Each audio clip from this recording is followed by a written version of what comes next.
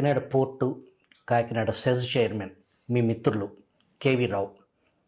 ఆనాటి మీ ప్రయాణంలో మీతో కలిసి నడిచిన మీ స్నేహితుడు ఒక వ్యాపారవేత్తగా వేల కోట్ల సామ్రాజ్యాన్ని విలువని విస్తరించిన సెజ్. అది భారతదేశంలోనే అత్యంత విలువైన భూములు కలిగిన సెజ్. దాన్ని జగన్మోహన్ రెడ్డి ముఖ్యమంత్రి అయిన తర్వాత బలవంతంగా బెదిరించి దానిలో వాటాలు దక్కించుకున్నారనే ఆరోపణ ఉంది. అది నిజమేనంటారు?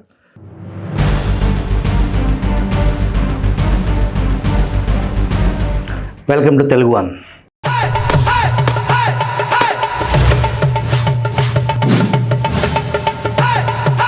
గంగపారు నెప్పుడు కదలని గతితోడ, మురికివాగు పారు మ్రోతతోడ, పెద్ద పిన్నతనము పేరిమి ఇలాగు విశ్వధాభిరామ వినురవేమ. గొప్పదైన గంగానది కూడా ప్రశాంతంగా ప్రవహిస్తుంది. చిన్నదైన మురికి కాలువ పెద్ద శబ్దం చేస్తూ ప్రవహిస్తుంది. గొప్పవారికి నీచుడికి ఈ రకమైన భేదమే ఉంటుందని వేమన తెలియజేశారు. ఈ వేమన పద్యం విజయసాయిరెడ్డికి కరెక్ట్గా సరిపోతుంది. సాయిరెడ్డి నోరు కక్కూసు గొట్టంతో సమానం. సాయిరెడ్డి ప్రెస్ మీట్లో ఏం మాట్లాడారో ప్లే చేయండి. చంద్రబాబు నాయుడు ఇంకొక 5 నెలల్లో 75 సంవత్సరాలు వస్తాయి. అతను తన బ్రదర్ లాగానే మెంటల్గా సెనైల్ అయిపోయాడు. అతనికి మతి భ్రమించింది. ఏం మాట్లాడుతున్నాడో అతనికే అర్థం కాదు, ఏం చేస్తున్నాడో అతనికే అర్థం కాదు. నేను ఒక్కటే చెప్తా ఉన్నా, ఈరోజు చంద్రబాబు నాయుడు ముఖ్యమంత్రిగా ఉండొచ్చు. 4.5 సంవత్సరం తర్వాత చంద్రబాబు నాయుడు దిగిపోతాడు. మళ్ళీ మేము అధికారంలోకి వస్తాం. ఒక్కటే చెప్తా ఉన్నా చంద్రబాబు నాయుడికి, తిరిగి అధికారంలోకి వచ్చి మేము వచ్చిన తర్వాత నువ్వంటూ బతికుంటే తిరిగి జైలు పాలు కాక తప్పదు నువ్వు చేసేటటువంటి అన్యాయాలకి అక్రమాలకి అన్నటువంటి విషయాన్ని చాలా స్పష్టంగా చెప్తా ఉన్నా. నేను ఒక్కటే విన్నవించుకుంటా ఉన్నా. ఆంధ్ర రాష్ట్ర శాసనసభ్యులందరికీ కూడా, తెలుగుదేశం పార్టీ చెందిన వాళ్ళందరికీ కూడా, మీ నాయకుడు ఈరోజు పనికిరానటువంటి వ్యక్తి. అడ్మినిస్ట్రేషన్ అన్నటువంటిది మీ నాయకుడికి తెలియదు. మీ నాయకుడికి తన క్యాస్ట్ తప్ప మిగతా ఎవ్వరు కూడా అతని అభ్యున్నతి కానీ ప్రజల అభ్యున్నతి పట్టదు. మీ నాయకుడి నిర్ణయాలన్నీ కూడా తప్పు. నిజంగా ఈ కేవీ రావు అనేటటువంటి ఒక అబద్ధాల కోరు, ఒక బ్రోకర్ 4.5 సంవత్సరాల కాలం పాటు తనకు అన్యాయం జరిగితే ఏం చేస్తూ ఉన్నాడు? అతను అప్పుడే కేసు పెట్టి ఉండొచ్చు. తనకు అన్యాయం జరిగిందని అప్పుడే కోర్టులను ఆశ్రయించి ఉండొచ్చు. ఇప్పుడు చేయడంలో ఆంతర్యం ఏముంది? దీని వెనక చంద్రబాబు నాయుడు ఉన్నాడన్నటువంటి విషయంలో ఎటువంటి సందేహం లేదు. అందుకే నేను ఇతను ఒక స్టూజ్, ఇతను ఒక చెంచా, కేవీ రావు అనేటటువంటి వాడు చేలా అని నిర్ద్వందంగా నేను చెప్తా ఉన్నా. విన్నారుగా, చంద్రబాబు నాయుడుకు కమ్మ కులం తప్ప మరేం పట్టదంట. తెలుగుదేశం పార్టీ ఎమ్మెల్యేలకు జగన్ పాలేరు, సహనిందితుడు, జైలు పక్షి ఏటూ విజ్ఞప్తి చేస్తున్నారు. చంద్రబాబు గురించి, చంద్రబాబు ఎమ్మెల్యేలకు ఇతగాడు హితబోధ చేస్తున్నాడు. కులగజ్జి గురించి వీణంబాకం విజయసాయిరెడ్డి, ఎడుగూరి సందింటి జగన్మోహన్ రెడ్డి మాట్లాడటం చూస్తే వాంతొచ్చే పరిస్థితి. సాయిరెడ్డి విషపు వాగుడు, జగన్ రెడ్డి కమల్ హాసన్ హావభావాలతో వేల మంది అప్రయోజక పనికిమాలిన వాళ్లను తన కులపోళ్ళు అనే పేరుతో నియామకాలు చేసిన చరిత్ర జగన్ సొంతం. రెడ్డి కులంలో నిపుణులను, సమాజంలో మంచి పేరు ప్రఖ్యాతులు విద్వత్తు ఉన్న రెడ్లను పక్కన పెట్టి కులం ముసుగులో వెధవలకు పట్టం కట్టాడని, అసలు విజయసాయిరెడ్డి, జగన్మోహన్ రెడ్డి మా కులం కాదు అని వైసీపీ మాజీ సానుభూతిపరుడు పుణ్యాల గోవిందరెడ్డి వ్యాఖ్యానించడం విశేషం. చంద్రబాబు మీకు రాజకీయ ప్రత్యర్థి. చంద్రబాబుని రాజకీయంగా ఎదుర్కోండి. 2014 నుంచి 2024 ఎన్నికల వరకు కమ్మ కులంపై విషం చిమ్ముతూనే ఉన్నారు. మొన్న జరిగిన ఎన్నికల్లో 11 సీట్లతో పాతాళంలోకి పాతిపెట్టినా సిగ్గు రాకపోగా, పాడిందే పాడరా పాచిపళ్ళ దాసుడా అన్నట్టు కమ్మ కులం మీద పడి ఏడవటం, కులాల గడ్డి తినటం ఇకనైనా ఆపండి. ప్రతి కులంలో వెధవలు ఉంటారు, మహనీయులు ఉంటారు. మీరు వెధవల మహనీయుల అని నిర్ణయించేది ప్రజలు. జగన్ జమానాలో తన చుట్టూ ఉన్న తన కులం అని చెప్పుకునే ఆ 100 మంది పనికిమాలిన వాళ్ళు బాగుపడి ఉండొచ్చు. అంతకు మించి రెడ్లకు జరిగిన మేలు ఏమీ లేదు, అంతులేని నష్టం తప్ప. చంద్రబాబు క్రిమినల్ అని 55 రోజులు జైల్లో ఉన్నాడని ఎవరంటున్నారో తెలుసా? క్రిమినల్ పనుల్లో PhD చేసిన షాయన్న. తాను తన యజమాని చెప్పకూడు తిన్న విషయం ప్రజలు మర్చిపోయారు అని ప్రజల మెమరీపై ఇతగాడికి చులకన భావం అనుకుంటా. చంద్రబాబు తమ్ముడు మొన్న చనిపోయిన రామ్మూర్తి నాయుడిని కూడా సాయిరెడ్డి వదిలిపెట్టలేదు. తన తమ్ముడి మాదిరిగానే మానసిక జబ్బుతో చంద్రబాబు బాధపడుతున్నాడండి. కొంపలార్పటంలో, కాపురాలు కూల్చటంలో నిత్యం బిజీగా ఉండే సాయిరెడ్డి సైక్రాటిస్ట్ అవతారం ఎత్తాడు. సాయి యజమానికి పిచ్చ అని నాడు త్రిబులార్, నేడు షర్మిల వ్యాఖ్యానిస్తున్నారు. సైక్రాటిస్ట్ సాయిరెడ్డి తన ప్రాక్టీసు తన యజమాని మీద చేసుకోవచ్చు, ఇతరులకు అభ్యంతరం ఉండదు. పిచ్చ తన్నుడు తన్నించుకోవటంలో ఉన్న మజా సాయికి తెలుసు అనేది అగ్రహారం టాక్. చంద్రబాబు, నీకింకా 4.5 సంవత్సరాలే అధికారం, తర్వాత అధికారం మాదే. 4.5 సంవత్సరాల తర్వాత నువ్వంటూ బ్రతికుంటే తిరిగి జైలు పాలు అవ్వక తప్పదు అని సాయి హెచ్చరించాడు. సాయిరెడ్డికి ఇంత తెంపరితనం, బరితెగింపు ఎక్కడి నుంచి వచ్చింది? 14 ఏళ్లుగా సాయిరెడ్డి నోటికి అడ్డు అదుపు లేకుండా రెచ్చిపోతుంటే కట్టడి చేయలేని మంచి ప్రభుత్వం నేడు కొలువు తీరింది. 2004 నుంచి 2019 వరకు టీడీపీ అధికారంలో ఉంది.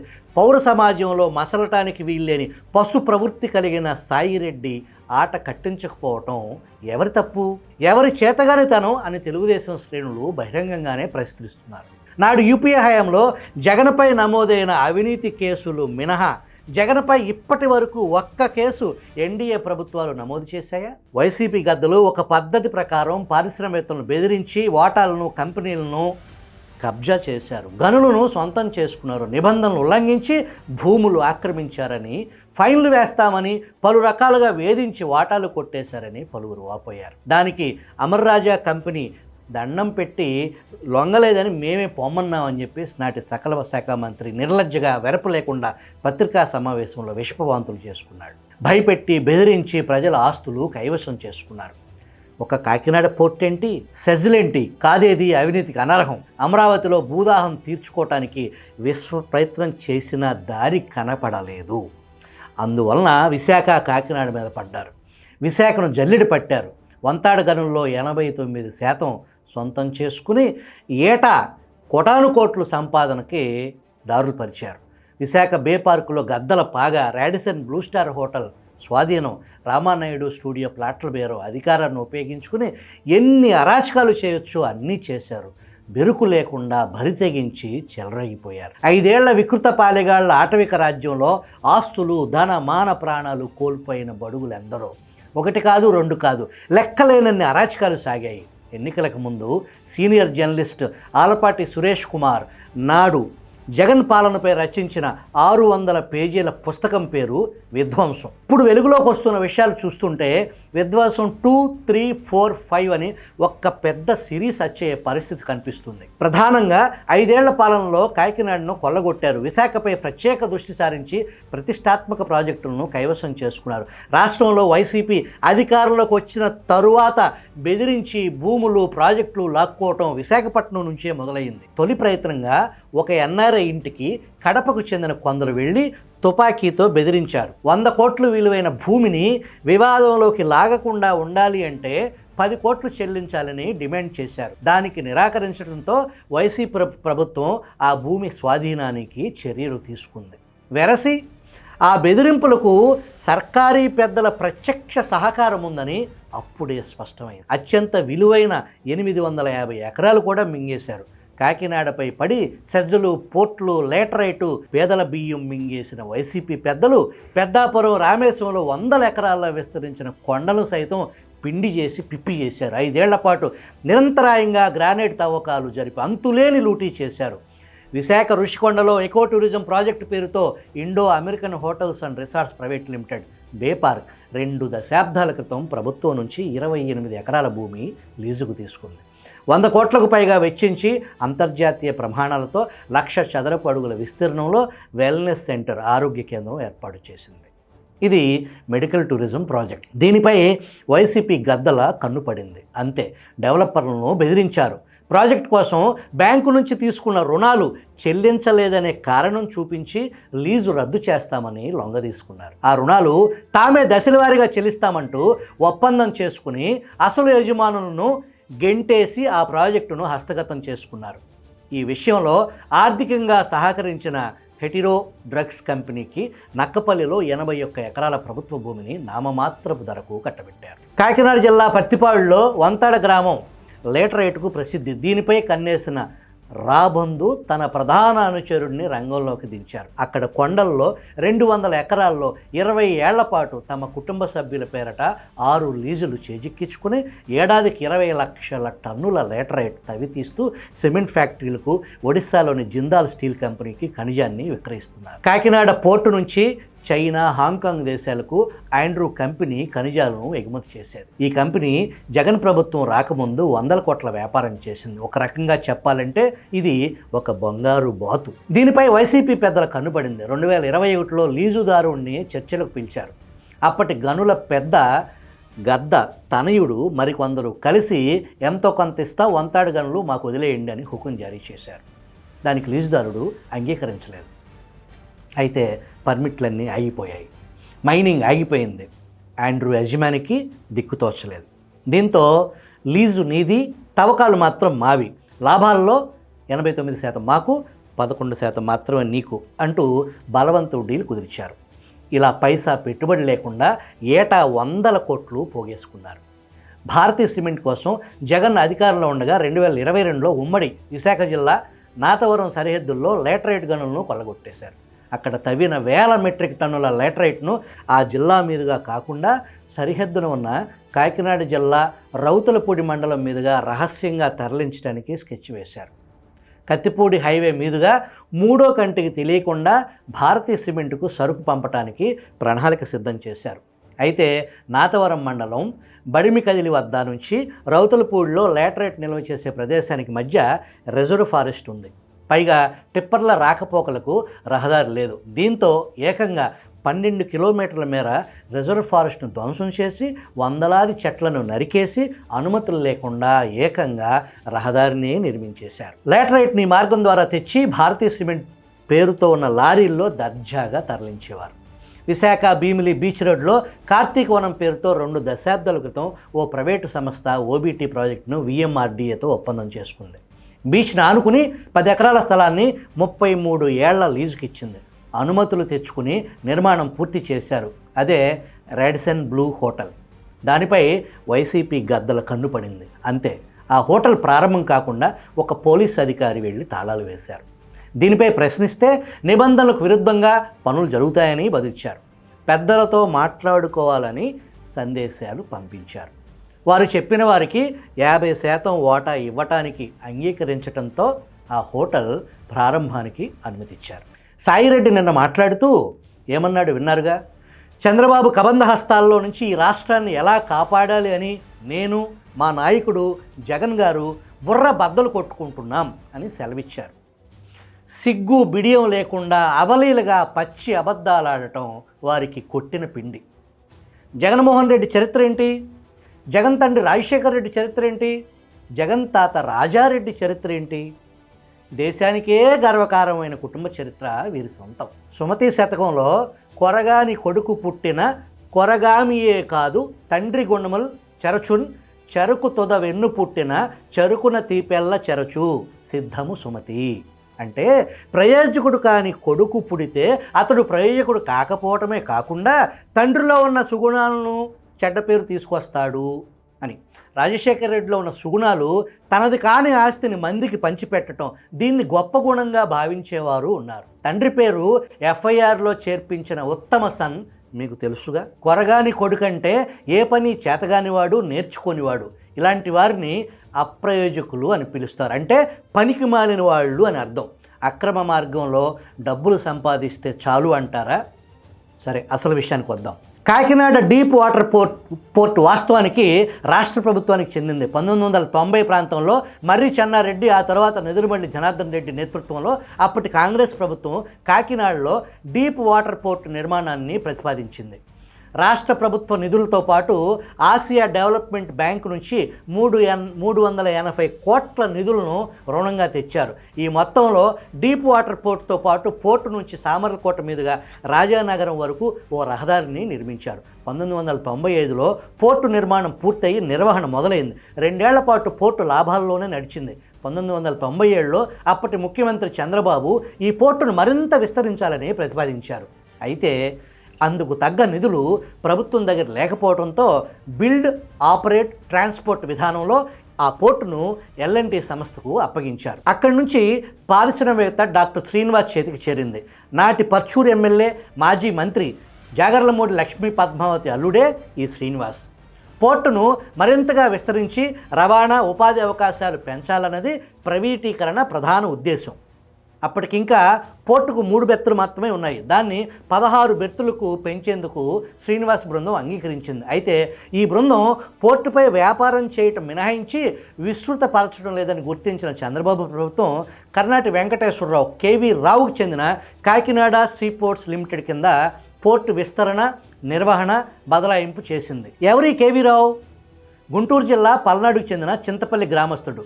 సాహితీ తపస్వి అనే బిరుదుతో స్వతంత్ర సమరయోధుడిగా, కవి, రచయిత, సాంఘిక సేవకుడిగా గుర్తింపు పొందిన పోలవరపు కోటేశ్వరరావు అల్లుడే కేవీ రావు. మొదటగా 19 ఏళ్ల కాలపరిమితికే ప్రభుత్వం ఈ ఒప్పందం చేసుకుంది. కానీ చంద్రబాబు అనంతరం ముఖ్యమంత్రి అయిన వైఎస్ రాజశేఖర రెడ్డి కేవీ రావు కాలపరిమితి పూర్తి కాకముందే ఆ ఒప్పందాన్ని 50 ఏళ్లకు పొడిగించారు. మరి సాయిరెడ్డి కుల ప్రస్తావన ఎందుకు తీసుకొచ్చారు? లీజు కాలం ముగియకుండానే ఏకంగా 50 ఏళ్లకు వైఎస్ లీజు పొడిగించడానికి కారణం ఏంటి? సాయిరెడ్డి థియరీలో వైఎస్ కులం కూడా కమ్మ కులమేనా ఏంటి? ఒకవేళ వైఎస్ కమ్మ కులం కాకపోతే వైఎస్ దేనికోసం కక్కుర్తిపడి ఆశపడి 50 ఏళ్లకు లీజు రాసిచ్చారు? సాయిరెడ్డి సమాధానం చెప్పి తీరాలి. వైఎస్ ఆత్మ అయిన కేవీపీ రామచంద్రరావుకు ఈ కేవీ రావు అత్యంత సన్నిహితుడు. గతంలో కేవీ రావు ఒకే అపార్ట్మెంట్లో ఉండేవారు. కేవీపీ ఇంటికి తరచూ వైఎస్ వచ్చిపోతూ ఉండేవారు. ఆ సమయంలో వైఎస్తో కేవీ రావుకు మధ్య స్నేహం ఏర్పడింది. సాయిరెడ్డి కేవీ రావును బ్రోకర్ అని విరుచుకుపడుతున్నారు కదా. కేవీ రావు బ్రోకర్ అయితే వైఎస్ఆర్ కూడా బ్రోకర్ అవుతాడా అనే ప్రశ్న ఉత్పన్నం అవుతుంది. అందుకు సాయిరెడ్డి సమాధానం చెప్పాలి. వైఎస్ అంతటితో ఆగలేదు. 50 ఏళ్ల పొడిగింపుతో పాటుగా మరో 1500 ఎకరాల భూములను కాకినాడ సీపోర్ట్స్ వినియోగించుకునేందుకు నాటి వైఎస్ ప్రభుత్వం కట్టబెట్టింది. అంతేనా, కాకినాడ సెస్కు నాటి వైఎస్ ప్రభుత్వం రూపకల్పన చేసింది. ఓఎన్జీసీ వస్తుందని ఓఎన్జీసీ పేరుతో 8000 ఎకరాల భూమిని చిన్న సన్నకారు రైతుల నుంచి నామమాత్రపు ధరకు భూములు సేకరించారు. మీ పిల్లలకు ఓఎన్జీసీలో ఉద్యోగాలు వస్తాయని నమ్మబలికారు. సేకరణ పూర్తయిన తర్వాత ఓఎన్జీసీని వెళ్ళగొట్టారు. కాకినాడ సెజ్ను సైతం కాకినాడ సీపోర్ట్స్కు కట్టబెట్టారు. సాయిరెడ్డి నోరు విప్పు, బెదవాడలో ప్రెస్ మీట్ పెట్టు, నిజాలు నిగ్గు తెలుద్దాం. పోర్టులో వచ్చే ఒక్క సంవత్సర ఆదాయం దాదాపు 400 కోట్లు. పోర్టు మొత్తం 450 కోట్లకు ఎవరైనా అమ్మేస్తారా? కాకినాడ సెజ్లో ఎకరం కోట్లలో పలుకుతుంది. ఒక ఎకరం కేవలం 29,000 రూపాయలకు 1000 ఎకరాలు ఎవరైనా అమ్ముకుంటారా? అక్రమ సంబంధాల కారణంగా ఏర్పడిన అక్రమాస్తులకు పుట్టిన సాక్షి దినపత్రిక కాకినాడ పోర్టు సెజ్ వాటాల బదిలీపై ప్రశ్నిస్తుంది సాక్షి. ఇప్పుడే ఎందుకు కేవీ రావు ఫిర్యాదు చేస్తున్నారు? 4.5 సంవత్సరాలు ఎందుకు గమ్మునున్నాడు అని ప్రశ్నిస్తుంది. మీకు తెలీదా ఎందుకు గమ్మునున్నాడో? జగన్ చిన్నమ్మ వైఎస్ విజయలక్ష్మి చెల్లెలు ఎర్రం స్వర్ణలతారెడ్డి, ఆమె భర్త ఎర్రం వెంకట సుబ్బారెడ్డి కుమారుడు విక్రాంత్ రెడ్డి గన్తో బెదిరించడం, విజయసాయిరెడ్డి కూతురు నేహారెడ్డి బావ అరవిందో సంస్థకు చెందిన పెనకా శరత్ చంద్రారెడ్డిని విజయసాయిరెడ్డి రంగంలోకి దించటం, బెదిరించటం, హైదరాబాద్ నుంచి తాడేపల్లి ప్యాలెస్కు కేవీ రావును తీసుకొచ్చి నాటి వికృత సీమ పాలిగాడి ఎదుట ప్రవేశపెడితే నాకు తీవ్ర అన్యాయం జరుగుతుంది అని రావు మొరపెట్టుకుంటే వాటా బదిలీ కోసం తప్పని పరిస్థితుల్లో 450 కోట్లు బదిలీ చేయాల్సి వస్తుంది. విక్రాంత్ రెడ్డి చెప్పినట్టు చేయి పో అని నాటి ప్రభుత్వ పెద్ద అంటే రావు ఎవరికి ఫిర్యాదు చేయాలి? కేవీ రావుకు గన్ను పెట్టి పోర్టును లాగేసుకున్న విషయం మాకు ఎప్పుడో తెలుసు. నేను వైఎస్ ఆత్మ కేవీపీ రామచంద్రరావును ముఖాముఖి ఇంటర్వ్యూ చేసినప్పుడు నేను నాడు అడిగిన ప్రశ్న, మీ స్నేహితుడు కేవీ రావును భయపెట్టి జగన్ రెడ్డి పోర్టును లాక్కోవటం నిజమేనా అని ప్రశ్నిస్తే కేవీపీ చాలా తెలివిగా సమాధానం చెప్పారు. ఈ విషయంలో కేవీ రావును మెచ్చుకోవాలి. ఆ విషయం నా దగ్గర ఒక్కసారి కూడా ప్రశ్నించకపోవటం కేవీ రావు గొప్పతనం అని ముగించారు. Kakinada port, Kakinada SEZ chairman మీ మిత్రులు కేవీ రావు ఆనాటి మీ ప్రయాణంలో మీతో కలిసి నడిచిన మీ స్నేహితుడు ఒక వ్యాపారవేత్తగా 1000 కోట్ల సామ్రాజ్యాన్ని విలువని విస్తరించిన సెజ్. అది భారతదేశంలోనే అత్యంత విలువైన భూములు కలిగిన సెజ్. దాన్ని జగన్మోహన్ రెడ్డి ముఖ్యమంత్రి అయిన తర్వాత బలవంతంగా బెదిరించి దానిలో ఓటాలు దక్కించుకున్నారనే ఆరోపణ ఉంది. అది నిజమేనంటారు? ఈ ఆరోపణ గురించి నేను కూడా విన్నాను, కానీ ఇంతవరకు అది కేవీరావు హుందాతనం అనొచ్చు, లేకపోతే ఇంకోటి అనొచ్చు, ఒక్కసారి కూడా దాని గురించి కేవీరావు గారు నాతోటి డిస్కస్ చేయలేదు. మేము చాలా ఫ్రీక్వెంట్గా కలుస్తాం, కానీ ఒక్కసారి కూడా దాని గురించి నాతో అట్లా బయట మీరు విన్నట్టుగానే నేను కూడా విన్నాను. నాడు సాయం చేసిన స్నేహితుడికే చెప్పుకోలేని నేను సహాయ స్థితిలో కేవీరావు ఉంటే అప్పుడే ఎందుకు ఫిర్యాదు చేయలేదు అని ఆంధ్రజ్యోతి ఎండి వేమూరి రాధాకృష్ణ భాషలో వెధవ సాయి రెడ్డి ప్రశ్నించడం విడ్డూరంగా ఉంది. సాక్షి ఇంకో వాదం తీసుకొచ్చింది. రామోజీరావు నాడు ఫిల్మ్ సిటీ కోసం రైతుల నుంచి కారు చౌకగా భూములు కొనుగోలు చేశారు. ఇప్పుడు అక్కడ భూమి విలువ విపరీతంగా పెరిగింది. ఆ రైతులు వచ్చి వాళ్ళ భూములు తిరిగి ఇచ్చేయమంటే ఇచ్చేస్తారా అని సాక్షి యజమాని ప్రశ్నిస్తున్నారు. అక్రమ సంబంధాలకు పుట్టిన సాక్షి మాదిరి రామోజీ ఫిల్మ్ సిటీ పుట్టలేదు. మంచినీటి వసతి లేని కల్లోల ఫ్లోరైడ్ ప్రాంత ఆ పరిసరాలు రాళ్ళు రప్పలతో ఉన్న ఆ ప్రాంతాన్ని రామోజీ గ్రూప్ ఆదాయాన్ని వేల కోట్ల ఆ రాళ్లలో కుమ్మరించి ఒక మొండివాడు సంకల్పించిన ఊహకు కఠోర శ్రమ పట్టుదల అంకితభావం తోడే రామోజీ జీవితాన్ని తన గ్రూప్ భవిష్యత్తును పణంగా పెట్టి నిర్మించిన మహామానవ నిర్మాణం రామోజీ ఫిల్మ్ సిటీ. నక్కబుద్ధితో నాగలోకం కావాలని సాక్షి కోరిక కాబోలు. తెలంగాణ విడిపోయింది కాబట్టి సరిపోయింది. ఉమ్మడి రాష్ట్రానికి నయవంచకుడు పచ్చి అబద్ధాల కోరు ముఖ్యమంత్రి అయ్యుంటే హైదరాబాదులో ఆస్తుల పరిస్థితి మీ ఊహకే వదిలేస్తున్నా. రామోజీరావు మరణించినా కూడా ప్రతినిత్యం రామోజీరావు పేరుతో నిత్యం అశుద్ధం తినందే సాక్షికి తెల్లారదు. చంద్రబాబు కేవీరావుపై సాయి రెడ్డి పరువు నష్టం దావా వేస్తాడంట. సాయి లవ్లీ ఫ్రెండ్ వేమూరి రాధాకృష్ణ ఎలా స్పందిస్తారో వేచి చూద్దాం. గునుపాటి వెంకటకృష్ణారెడ్డి ఆయనే జీవీకే రెడ్డిగా సుపరిచితులు. ముంబై ఎయిర్పోర్ట్ను జీవీకే నుంచి ఆదాని ఎలా లాగేసుకుంది? దాట్ల వెంకట సూర్యనారాయణ రాజు ఆయనే పారిశ్రామికవేత్త డివిఎస్ రాజుకు వైఎస్ రాజశేఖర రెడ్డి గంగవరం పోర్టు కట్టబెట్టారు. జగన్ రెడ్డి ఏడుబడిలో గంగవరం పోర్టులో ఆదాని వాటా ఎలా దక్కించుకుంది? వచ్చే ఎపిసోడ్లో చూద్దాం.